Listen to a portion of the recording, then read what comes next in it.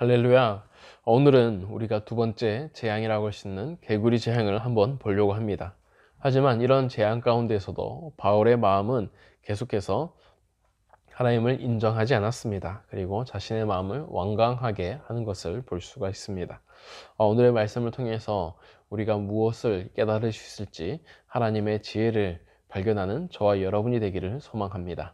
그런 마음으로 오늘의 말씀을 살펴볼 텐데요. 오늘 우리에게 주시는 하나님의 말씀은 출애굽기 8장 1절에서 15절까지의 말씀입니다.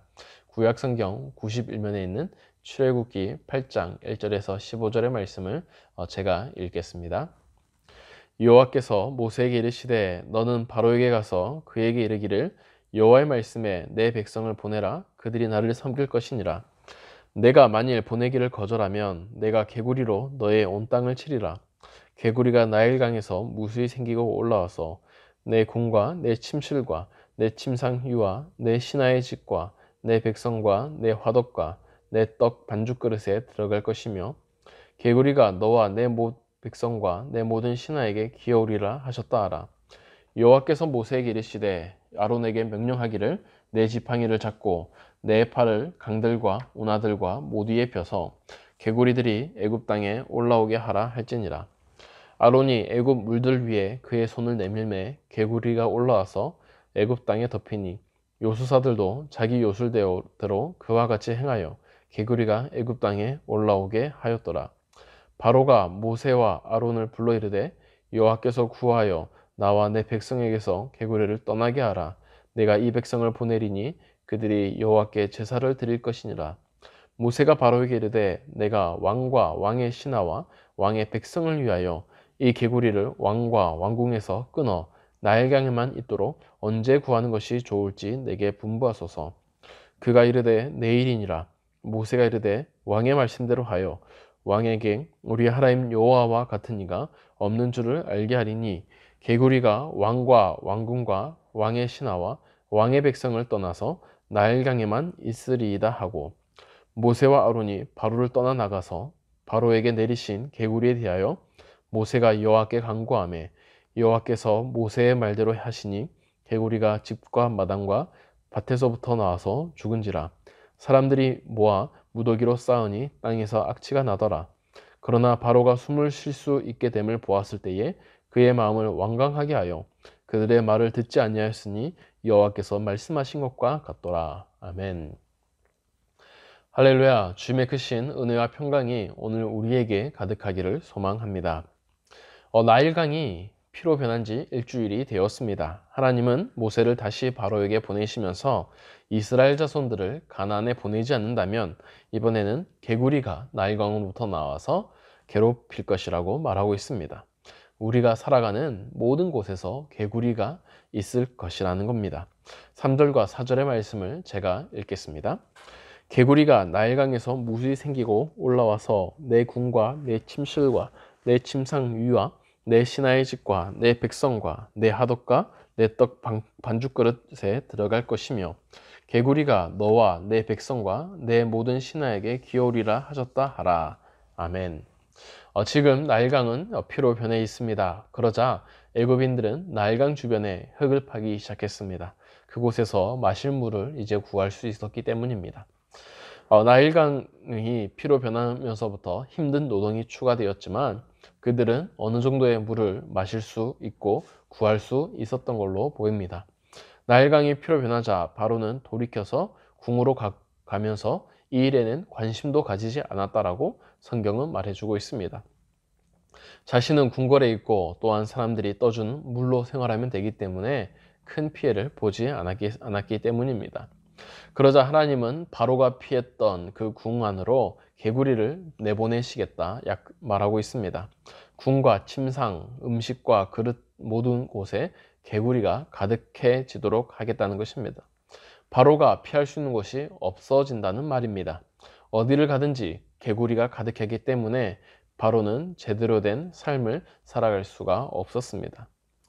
나일강 재앙에 눈 감은 채 살아갔던 바로라 할지라도 자신의 삶에 재앙이 내렸을 때는 그는 참을 수가 없었습니다. 그래서 모세와 아론을 다시 보냅니다. 이 개구리들을 떠나게 해준다면 이스라엘 자손들을 당장 자유롭게 해주겠다 약속하고 있습니다. 바로는 당장 내일부터 개구리를 사라지게 해달라고 말했고, 하나님은 개구리를 나일강으로 다시 돌아가도록 해주시겠다라고 했습니다. 그리고 성경들은 개구리들이 나와서 죽고, 그리고 나일강에만 개구리들이 머물렀다라고 말합니다. 그리고 그 수많은 개구리 시체들을 사람들이 처리하면서 악취가 풍겼다라고 말해주고 있습니다. 이렇게 개구리의 재앙이 끝나게 되었을 때에 바로의 생각은 달라졌습니다. 함께 15절의 말씀을 보겠습니다. 제가 읽겠습니다. 그러나 바로가 숨을 쉴 수 있게 됨을 보았을 때에 그의 마음을 완강하게 하여 그들의 말을 듣지 아니하였으니 여호와께서 말씀하신 것과 같더라. 아멘. 본문에는 바로가 숨을 쉴 수 있게 되었다라고 말하고 있습니다. 이전까지 바로는 숨을 쉬지 못할 정도의 위기와 그리고 아픔을 느꼈던 것 같습니다. 개구리가 사라지자 바로는 다시 숨을 쉬게 되었고, 그리고 자신의 마음을 완강하게 다졌습니다. 이스라엘 백성들을 지금 상황에서 내어준다면 바로에게 아무런 이득이 없다는 것입니다. 그래서 그는 이스라엘 백성들을 내어주지 않기로 마음을 굳게 다졌습니다. 성경은 이것이 하나님께서 말씀하신 대로 이루어지는 과정 중에 하나라고 설명합니다. 하나님이 바로의 마음을 돌리기에 실패한 것이 아니라 하나님은 바로의 완강함을 통해서 역사하실 것이고, 그리고 이 정도의 재앙의 수준으로 바로의 마음이 꺾일 만한 그런 수준의 재앙이 아니었음을 알고 계셨기 때문입니다. 사랑하는 성도 여러분, 우리는 여기서 바로의 마음을 봅니다. 바로는 원래 자신의 마음이 완강한 것도 있었지만 여러 가지 상황 가운데서도 계속해서 스스로 자신의 마음을 부여잡고 있습니다. 개구리가 자신의 능력으로 제어할 수 없고, 그리고 그 고통이 너무나도 컸을 때에 그는 하나님을 의지하는 것 같았지만 자신이 숨을 쉴 수 있게 되자 그는 다시 자신의 마음을 다잡으며 완강하게 하며 말씀을 거부했던 것입니다. 우리는 하나님 앞에 어떠한 마음을 가지고 살아가고 있는지 바로를 통해서 살펴볼 수가 있습니다. 지금 바로가 당하는 모든 고난을 보면 이스라엘 백성들도 같이 겪었을 것입니다. 이스라엘 백성들도 나일강에서 물을 구하지 못했을 것입니다. 이스라엘 백성들도 주변에 개구리들이 많았을 것입니다. 애굽의 백성과 신하들도 같은 재앙을 겪으면서 그들이 가졌던 믿음과 또한 이스라엘 백성들이 가졌던 믿음이 전혀 다른 반응들로 나타나고 있습니다. 어느 누구는 하나님의 권능을 인정하기 있었고, 어느 누구는 그럴수록 더욱 하나님의 권능을 인정하지 않았습니다. 이런 모습에 우리는 예수님의 씨 뿌린 비유를 생각나게 합니다. 동일한 말씀이지만 그 말씀이 어디에 떨어졌느냐에 따라서 서로 다른 열매를 맺는 것처럼 우리가 동일한 삶을 살아가고 우리가 이 땅 위에 살아가지만 우리가 하나님 앞에 어떠한 마음을 가졌냐에 따라서 우리의 신앙의 열매가 전혀 판이하게 달라진다는 것입니다. 바로가 이렇게 완강할 수 있었던 이유는 자신의 정치적인 계산이 깔려있기 때문입니다. 이스라엘 백성들을 내어주면 자기에게 손해가 막대했기 때문에 그는 지금 이스라엘 백성을 내어주는 것보다 지금 재앙으로 인한 손해가 더 낫다라는 계산을 하고 있었던 것입니다. 우리도 이처럼 하나님 앞에 계산기를 두드릴 때가 있습니다. 그것은 믿음으로 살아가지 못하는 것입니다. 또한 열매를 거두기 어려운 삶입니다.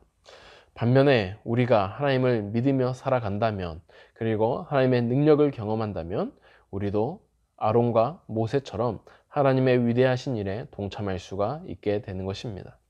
사랑하는 성도 여러분, 우리도 어떤 삶을 살아가야 되겠습니까? 우리가 바로와 모세와 같은 삶을 살아야 하지 않겠습니까? 같은 삶에서 우리가 하나님 앞에서 어떠한 마음을 가지냐에 따라 우리의 삶이 달라지는 것처럼 우리의 인생의 결론도 달라지게 될 것입니다. 지금은 겉으로 드러나지 않지만 여전히 하나님의 말씀을 붙잡고 살아가는 사람, 그 사람에게는 하나님의 열매가 반드시 맺힐 것입니다.